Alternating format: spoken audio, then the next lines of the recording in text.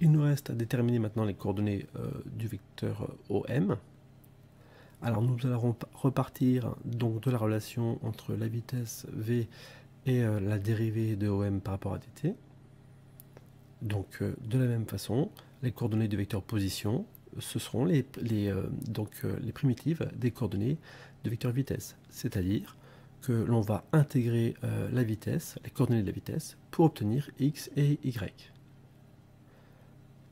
Alors, si v de x de t c'est vi cos alpha, donc ici une constante, et vy de t c'est moins gt plus vi sinus alpha, c'est-à-dire une fonction affine, eh bien nous obtenons donc le vecteur position, x de t est égal à vi cos alpha fois t plus c3, toujours une constante, donc à une constante près, et y de t c'est moins 1 demi de gt carré plus vi sinus alpha t plus, pareil, toujours une constante.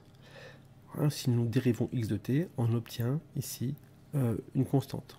D'accord, on a ici une fonction affine, donc du type a x plus b. Si on la dérive, on obtient bien ici une constante. Et si on dérive une fonction d'ordre 2, on obtient bien une fonction d'ordre 1 ici. On a vu ce type d'intégration dans une séance d'AP. Donc pareil, pour déterminer C3 et C4, il va falloir qu'on utilise les conditions initiales de la position. Alors, quelles sont-elles ces conditions initiales de la position? Eh bien, le caillou se situe, tenu par Roméo, se situe ici.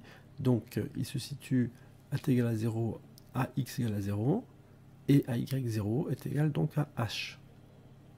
Donc, grâce à ceci, nous pouvons déterminer OM0. Donc, OM0, on remplace t par 0, ici.